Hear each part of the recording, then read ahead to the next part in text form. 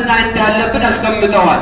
ኩልኩም ራዒን ወኩልኩም መስኡሉን አን ረዕየቲ ብሏል ነቢ ዐለይሂ ሰላቱ ወሰላም። ኩልኩም ሁላችሁም አሉ ነቢ ዐለይሂ ሰላቱ ወሰላም፣ ወንዱንም ሴቱንም ሁሉንም ያጠቃልላል። ሁላችሁም ጠባቂ ናችሁ አሉ ነቢ ዐለይሂ ሰላቱ ወሰላም። ወመስኡሉን አን ረዕየቲ ያሉ ነቢ ዐለይሂ ሰላቱ ወሰላም። ከጠበቀው ከሆነው ነገር ደግሞ የውመል ቂያማ ይጠየቃል። አንድ ሰው ምሳሌ ካገባ በኋላ ስለ ሚስቱ ይጠየቃል። ሚስቱን ማሰማር አለበት። መድረሳ ሂዳ ልትማር አመቻችቶ መላክ አለበት። ልጆች ከወለደ በኋላ ማሰማር አለበት። ለወላጆቹ ዳዋ ማድረግ አለበት። ልጆቹን ቁርአን ማስቀራት አለበት። ወሀከዛ ሐዲስ ማሳፈዝ አለበት። አቂዳ ማሰማር አለበት። ይሄ ሁሉ በእኛ ላፍትና አለብን ማለት ነው። ለዛ ነው ነቢ ዐለይሂ ሰላቱ ወሰላም ኩልኩም ራዒን ወኩልኩም መስኡሉን አን ረዕየቲ ይላሉ ነቢ ዐለይሂ ሰላቱ ወሰላም። ሁላችሁም ጠባቂ ናችሁ፣ ከጠበቃችሁት ከሆነው ነገር ደግሞ የውመል ቂያማ ትጠየቃላችሁ ሲሉ ነቢ ዐለይሂ ሰላቱ ወሰላም ይናገራሉ። ወልኢማሙ ራዒን ወመስኡሉን አን ረዕየቲ ይላሉ ነቢ ዐለይሂ ሰላቱ ወሰላም። ኢማም የሆነ ሰው፣ ሰዎችን የሚያስከትል የሆነ ሰው፣ ባለስልጣን የሆነ ሰው ጠባቂ ነው አሉ ነቢ ዐለይሂ ሰላቱ ወሰላም። ከዛኛው ከጠበቀው ከሆነው ነገር ደግሞ የውመል ቂያማ ይጠየቃል። ወረጁሉ ራዒን ፊ በይቲሂ ወመስኡሉን አን ረዕየቲ ይላሉ ነቢ ዐለይሂ ሰላቱ ወሰላም። አንድ ሰው በቤቱ ውስጥ ላይ ጠባቂ ነዋል። ከዛኛው ከጠበቀው ከሆነው ነገር ደግሞ የውመል ቂያማ ይጠየቃል። ወልመርአቱ ራዒየቱን ፊ በይቲ ዘውጂሃ ወመስኡለቱን አን ረዕየቲሃ ይላሉ ነቢ ዐለይሂ ሰላቱ ወሰላም። አንድ ሴት በባሏ ቤት ላይ ጠባቂ ናታል። ከዛኛው ከጠበቀችው ከሆነው ነገር ደግሞ የውመል ቂያማ ትጠየቃለች ሲሉ ነቢ ዐለይሂ ሰላቱ ወሰላም ይናገራሉ ማለት ነው። ስለዚህ በተለይ አሁን ያለንበት የሆነው ሰዓት ለልጆቻችን ትምህርት ተዘግቶላቸዋል፣ ትምህርት የለባቸው። ነገር ግን ልጆቻችን ምን ላይ ነው የሚያሳልፉት? ወዴት ነው የሚሄዱት? አንዳንድ ሰዎች ልጆቻቸው መድረሳ ይልካሉ። መድረሳ ብቻ ሊቀይራቸው አይችልም። የግድ ምን ያስፈልገዋል? የአባትና የእናት ተሳትፎ የግድ ያስፈልገዋል። ሐሰኑል በስሪ ረሒመሁላሁ ተዓላ ምን ይላሉ? የንበጊ ሊረጁሊ አን ዩጅቢረ ወለደሁ አላ ጠለቢል ዒልሚ ፈኢነሁ መስኡሉን አንሁ ይላል። አንድ ሰው በወለደው በሆነው ልጅ ላይ ግዴታ አለበት። ዕልም እንዲማር፣ እንዲቀራ፣ ቁርአን እንዲቀራ፣ ሐዲስ እንዲቀራ ማስገደድ አለበታል። ፈኢነሁ መስኡሉን አንሁ ይላል። ስለሱ ይጠየቃል። የውመል ቂያማ ስለሚጠየቅ የወለደው የሆነውን ልጅ እንዲማር፣ እንዲቀራ፣ ሐዲስ እንዲያፍዝ ማስገደድ አለበት ሲል ይናገራሉ ማለት ነው። አሊ ብን አቢ ጣሊብ ረዲየላሁ ተዓላ አንሁ ያ አዩሃ አለዚነ አመኑ ቁ አንፉሰኩም ወአህሊኩም የሚለውን ሲያብራሩ ዓሊሙሁም ወአዲቡሁም ይላሉ። ዓሊሙሁም ማለት ቁርአንና ሐዲስ አስተምሯቸው፣ ወአዲቡሁም ማለት ደግሞ ስነ ስርዓት አስይዟቸው። እንግዲህ አንድ አባት ልጁን ስለ ስነ ስርዓት ማስተማር አለበት፣ ስለ ዕልም ማስተማር አለበት። ነገር ግን ይሄን ነገር ማድረግ የሚችለው ራሱ ካወቀ በኋላ ነው ማለት። አለበለዚያ ግን አላፍትና በሱ ላይ አለበት። አብዱላህ ብን አባስ ረዲየላሁ ተዓላ አንሁማ ምን ይላሉ? ወዕመሉ ቢጣዓቲላህ ወተቁ መዓሲላህ ወእሙሩ አህሊኩም ቢዝክሪ ዩንጂኩም ላሁ ምን ናር ይላሉ። እንግዲህ ወዕመሉ ቢጣዓቲላህ አላህን በመታዘዝ ስራ መስራት አለባችኋል። እንደዚሁም ደግሞ ወንጀልን ደግሞ ጥንቃቄ ያድርጓል። ወእሙሩ አህሊኩም ቤተሰቦቻችሁን ደግሞ ይዘዙ። ቢዝክሪ አላህን በማስታወስ የአላህን ስብሓንሁ ወተዓላ ሕግጋት በማስታወስ የነቢዩን ዐለይሂ ሰላቱ ወሰላም ሱና በማስታወስ ቤተሰቦቻችሁን ይዘዙ።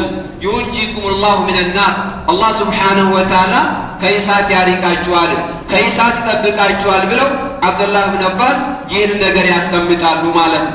ነቢዩም ዐለይሂ ሰላቱ ወሰላም ልጆቻችንን በሰላት መቼ ማዘዝ እንዳለብን፣ መቼ ደግሞ መምታት እንዳለብን ነቢዩ ዐለይሂ ሰላቱ ወሰላም አስቀምጠዋል።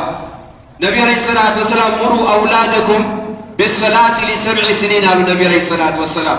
7 ዓመት ከሞላቸው በኋላ ልጆቻችሁን በሰላት ይዘዟቸው፣ እንዲሰግዱ ይዘዟቸው ብሏል ነቢዩ ዐለይሂ ሰላቱ ወሰላም። አንድ ልጅ ወንድ ሊሆን ይችላል፣ ሴት ሊሆን ይችላል። 7 ዓመት ከሞላቸው በኋላ በሰላት ይታዘዛሉ ማለት ነው። ነገር ግን በሰላት ስታዛቸው ግን እስንጃ ማድረግ እንዴት እንዳለባቸው፣ ውዱ ማድረግ እንዴት እንዳለባቸው ይህን ነገር ማስተማር አለብን። ነቢዩ ዐለይሂ ሰላቱ ወሰላም እኮ ሰላት ሲያሰግዱ ሚንበር ላይ ወጥተው ያሰግዱ ነበር ነቢዩ ዐለይሂ ሰላቱ ወሰላም። ከዛ አሰግደው ከጨረሱ በኋላ ይሄን ነገር እኮ እኔ ያደረኩት የኔን ሰላት አውቃችሁ ተረድታችሁ የኔን አሰጋገድ ልትሰግዱ ዘንድ ነው እኔ ሚንበር ላይ ወጥቼ የሰገድኩት ብለው ነብዩ አለይሂ ሰላቱ ወሰላም አስቀምጠዋል ማለት። ስለዚህ ልጅህን ታስቀምጠውና ውዱ ማድረግ እንዴት እንዳለበት እያደረከ ታሳየዋለህ ማለት ነው። አሰጋገድ በተመለከተ ደግሞ መስጂድ ይዘው ትመጣለህ፣ እቤት ውስጥ ላይ ሱና ትሰግዳለህ። በዚህ ነው የምታስተምረው።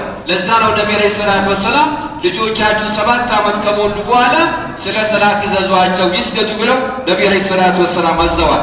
ወድሪቡሁም ዐለይሃ ወሁም አብናኡ 10 ስኒን ነብዩ አለይሂ ሰላቱ ወሰላም 10 ዓመት ከሞላቸው በኋላ አልሰግድም ካሉ ምቷቸው ብለው ነብዩ አለይሂ ሰላቱ ወሰላም አስቀምጠዋል ማለት። ሊመቱ ይገባቸዋል።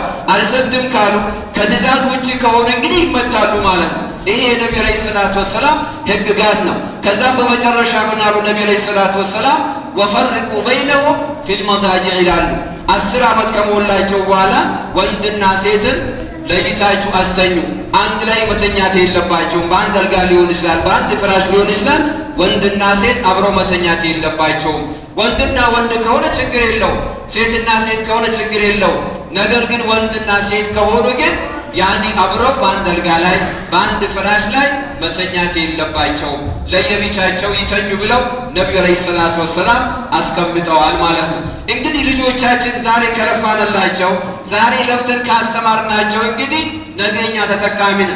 ነብዩ አለይሂ ሰላቱ ወሰላም ኢዛ ማተ ኢብኑ አደም ኢንቀጠዐ ዐመሉ ኢላ ሚን ሰላስ። ነብዩ አለይሂ ሰላቱ ወሰላም አንድ ሰው ወደ ኸይራ ሲሄድ ከሞተ በኋላ ስራው በአጠቃላይ ይቋረጣል አሉ ነብዩ አለይሂ ሰላቱ ወሰላም። ዱንያ ላይ የሚሰራው የሆነው ስራ በአጠቃላይ ይቋረጣል አሉ። ሰላቱ ይቋረጣል፣ ሐጁ ይቋረጣል፣ ዘካው ይቋረጣል፣ ሁሉም ነገር ይቋረጣል። ነገር ግን 3 ነገራቶች ሲቀሩ አሉ ነብዩ አለይሂ ሰላቱ ወሰላም።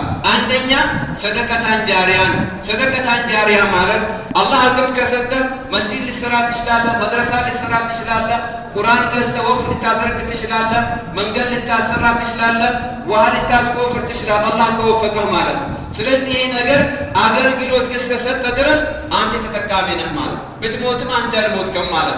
አንደኛ ሰደቀታን ጃሪያ ማለት ቀጣይነት ያለው ሰደቃ አንተ አሻራ ጥለህ ከሄድክ ብትሞትም ያንተ አጅር አይቋረጥም ማለት። በሁለተኛ ደረጃ ነብዩ አለይሂ ሰላቱ ወሰላም ዒልሙን ዩንተፈዑ ቢሂ ሰዎች የሚጠቃቀሙበት የሆነን ዒልም አስወርሶ አስተምሮ ለልጆቹ ሊሆን ይችላል፣ ለጎረቤት ሊሆን ይችላል፣ ለሀገር ሊሆን ይችላል፣ ለአካባቢ ሊሆን ይችላል። የራሱን ዒልም አስተላልፎ አስተምሮ አኼራ ከሄደ የእሱ አጅር አይቋረጥም ሲሉ ነብዩ አለይሂ ሰላቱ ወሰላም ይናገራሉ። በሶስተኛ ደረጃ ደግሞ ወለዱን ሳሊሕ የድዑ ለሁ ሱብሓነላህ ሳሊህ የሆነ ልጅ ዱዓ የሚያደርግልን የሆነ ልጅ ይዞ ከሄደ አጅሩ አይቋረጥም ሲሉ ነብዩ አለይሂ ሰላቱ ወሰላም ይናገራሉ። ኢብኑ ዑሰይሚን ረሂመሁላሁ ተዓላ ረሕመተን ዋሲዓ ይህንን ሐዲስ ያብራሩ ምን ይላሉ መሰላችሁ? አንድ ሰው ለወላጁ ሐጅ ከማድረግ ዑምራ ከማድረግ ዱዓ ከማድረግ የትኛው ይሻላል አሏቸው። ሲሏቸው ምንድን ነው ያሉት? ነብዩ አለይሂ ሰላቱ ወሰላም ያሉት የድዑ ለሁ ነው ያሉት ነብዩ አለይሂ ሰላቱ ወሰላም። ሐጅም ከማድረግ ዑምራም ከማድረግ የሚሻለው ወላጆቹ ከሞቱ በኋላ ዱዓ ማድረግ ነዋል። ምክንያቱም ነብዩ አለይሂ ሰላቱ ወሰላም ሐጅ የሚሻል ቢሆን ኖሮ የሁዱ ለሁ አው የዕተሚሩ ለሁ ብለው ነብዩ አለይሂ ሰላቱ ወሰላም ያስቀምጡ ነበረ። ስለዚህ ዱዓ ማድረግ ትልቅ አንገብጋቢ ነገር ስለሆነ ነብዩ አለይሂ ሰላቱ ወሰላም የድዑ ብለው አስቀምጠዋል። ስለዚህ ዱዓ ማድረግ ለወላጆች በጣም ይጠቅማቸዋል ሲል ኢብኑ ዑሰይሚን ረሂመሁላሁ ተዓላ ያስቀምጣሉ ማለት። ስለዚህ ልጆቻችን ዛሬ ለፍተን ጥሩ ደረጃ ካደረስናቸው እኛ ነገ ጥለናቸው ብንሞቱ እንኳን እነሱ በሰገዱ ቁጥር ሁላ ሐጅ ባደረጉ ቁጥር ሁላ ኸይር ስራ በሰሩ ቁጥር ሁላ ለእኛም ይደርሰናል ማለት ነው። ስለዚህ ለልጆቻችን መልፋት ያስፈልጋል፣ ወደ መድረሳ መላክ ያስፈልጋል፣ እቤቱ ስለ ክትትል ማድረግ ያስፈልጋልና ሰምተው ከሚጠቀሙት አላህ ያድርገን። هذا وصلى الله وسلم على سيدنا محمد وبالله التوفيق والسلام عليكم ورحمة الله